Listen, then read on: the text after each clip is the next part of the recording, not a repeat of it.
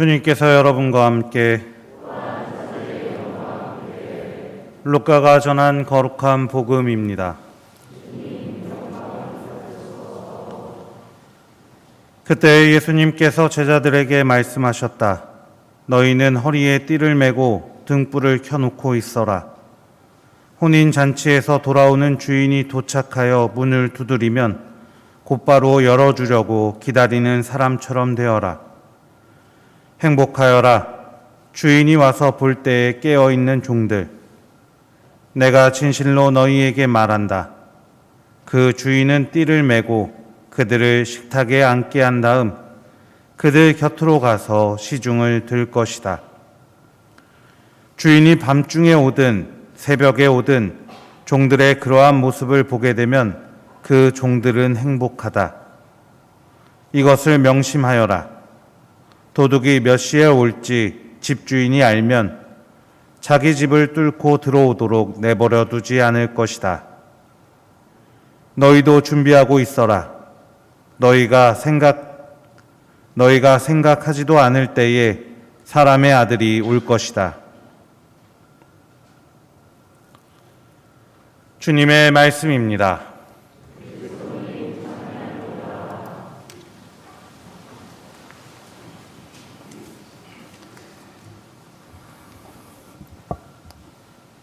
찬미 예수님, 새해 복 많이 받으십시오.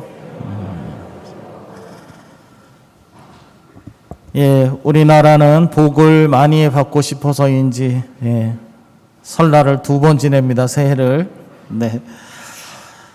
지난 1월 2일 우리 교구 의정부교구 신년 할애식이 있었는데요. 교구장님께서 신년 할애 미사 중에 이런 말씀을 주셨습니다. 먼저 2023년 계명년이 검은 토끼의 해라 하시면서 토끼는 귀가 크고 귀엽게 생겨서 사람들에게 친근한 동물이라고 하였습니다. 그러면서 올 한 해 우리 역시 큰 귀를 가진 토끼처럼 말하기보다 잘 듣는 경청하는 자세로 사는, 그리고 사람들 사이에서 친근하게 우애 있게 살아가는 한 해가 되라고 덕담을 주셨습니다. 두 번째로 1월 1일자에 여러 신문들 이렇게 보셨는데 우리 사회에 적대감이 만연해 있다는 것을 한결같이 걱정하고 있었고, 행복은 부귀영화에 달려있는 것이 아니라 좋은 관계에서 비롯된다라는 동아일보의 기사가 인상적이었고 공감된다고 말씀해 주셨습니다. 저는 오늘 2023년 계명년 검은 토끼, 지혜로운 토끼의 해를 맞아 1월 1일 천주에 모친 성마리아 대축일 강론 시간에 소개해 드렸던 토끼의 재판 또는 호랑이와 나그네로 알려진 동화 하나를 다시금 들려드리고자 합니다. 옛날 옛적 호랑이가 담배 피우던 시절에 나그네 한 명이 길을 가는데 어디서 짐승의 울음소리가 크게 들려왔습니다. 나그네는 누가 이리 우는지 궁금해서 소리나는 곳으로 갔지요. 가서 보니 호랑이 한 마리가 깊은 구덩이에 빠져 있는 것이었습니다. 호랑이는 나그네를 보더니 살려만 주시면 그 은혜를 결코 잊지 않겠다고 애원했습니다. 그래서 나그네는 통나무 하나를 내려 살려주었지요. 그랬더니 호랑이는 잡아먹겠다며 나그네에게 달려드는 것이 아니겠어요? 나그네는 어찌 은혜를 원수로 갚을 수가 있느냐며 억울하다, 재판이나 해보고 잡아먹으라고 했습니다. 그래서 나그네는 느티나무 앞으로 가서 절을 하고 자초지종을 말한 후 재판을 해달라고 했지요. 느티나무는 호랑이에게 그냥 잡아먹으라고 했습니다. 다음에는 바위에게도 물어보았는데 바위 역시 잡아먹으라고 했습니다. 인간이 자신들을 마구 다루니 나쁜 인간들 잡아먹어도 좋다는 것이었지요. 그래서 이제 호랑이가 나그네를 막 잡아먹으려고 하는데 토끼가 숲에서 뛰어나왔습니다. 나그네는 마지막으로 토끼에게도 재판을 부탁하며 자초지종을 말했습니다. 그런데 나그네와 호랑이가 아무리 설명해도 토끼는 도무지 모르겠다며 어떤 상황이었는지 직접 보여달라는 것이었습니다. 그래서 호랑이는 구덩이로 들어가고 나그네는 통나무를 꺼내서 본래 이런 상황이었습니다 하고 말했죠. 그러자 토끼는 나그네에게 찡긋 윙크를 하더니 어서 가라고 하는 것이었습니다. 그리고 그 이후 아무도 호랑이를 구해주지 않았답니다. 그 호랑이 아직도 그 구덩이에 있는지 모르겠습니다. 배은망덕한 호랑이를 혼내준 지혜로운 토끼의 이야기입니다. 우리 박수 한번 하고 이야기를 해봅니다. 호랑이가 망한 까닭은 무엇입니까? 은혜를 저버린 것입니다. 은혜를 나몰라라 하고 제 욕심부터 채우려 한 때문입니다. 혹 우리들 역시 지난 호랑이의 해를 그렇게 망쳐버렸다면 새해인 검은 토끼의 해에는 은혜를 잘 기억하고 간직하고 감사하며 기쁘게 사는 한 해가 되었으면 합니다. 복받은 사람들, 복받는 사람들은 어떤 이들일까요? 자기 자신이 무엇인가로부터 말미암은 존재라는 것을 아는 사람들입니다. 지금의 내가 있기까지 기막힌 우연과도 같은 다른 이의 수고와 은혜로움이 있었음을 아는 것입니다. 코로나19로 세상이 명명백백하게 배운 것이 하나 있습니다. 그것은 우리 모두가 연결되어 있다는 것입니다. 어떤 시인은 이렇게 노래했습니다. 한 송이 국화꽃을 피우기 위해 봄부터 소쩍새는 그렇게 울었나 보다. 한 송이 국화꽃을 피우기 위해 천둥은 먹구름 속에서 또 그렇게 울었나 보다. 국화꽃 한 송이가 거저 피어나지 않았음을 노래한 것입니다. 나에게 생명과 시간을 주신 하나님, 그 덕분에 우리는 오늘 살아가고 있습니다. 돌보아 주신 부모님, 나를 감내해 준 형제 자매들, 이끌어 가르쳐 준 고마운 이들이 있었습니다.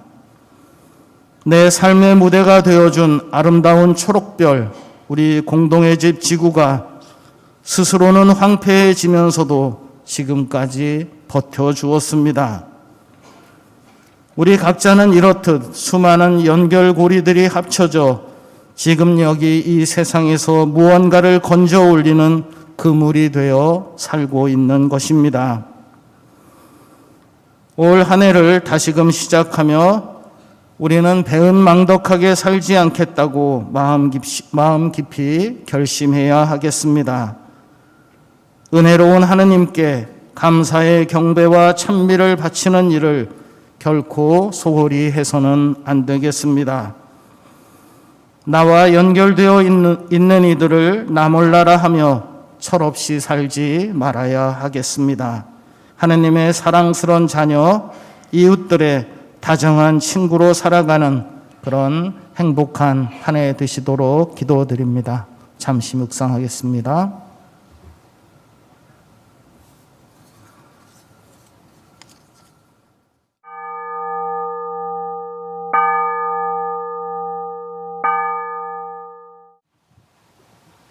(1월) 병자 영상체가 1월 26일 목요일 9시 반부터 있겠습니다. 사전에 구역장 반장님들 통해서 신청 부탁드립니다. 그리고 평신도 예물봉헌 희망자 계속 모집하고 있습니다. 교중미사 중에 예물봉헌 희망하실 분들 많은 신청 바랍니다. 오늘 이렇게 가족이 엄마 아빠하고 아들 같이 나왔는데 보기 좋으시죠?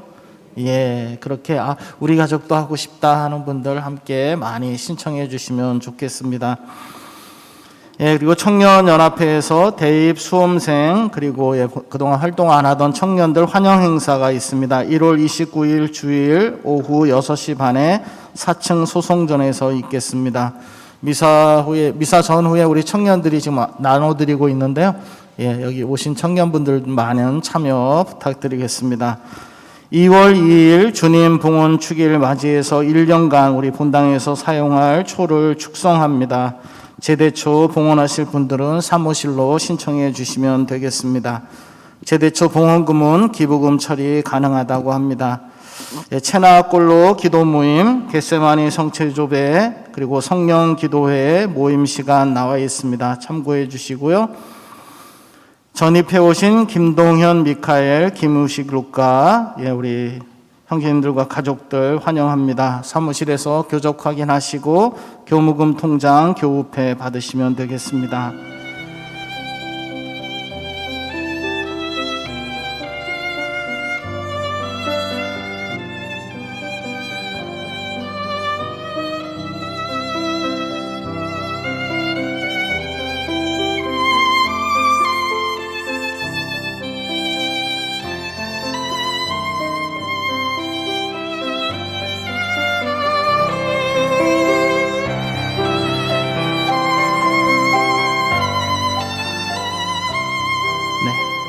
모두 일어나십시오. 우리 강복 드리겠습니다.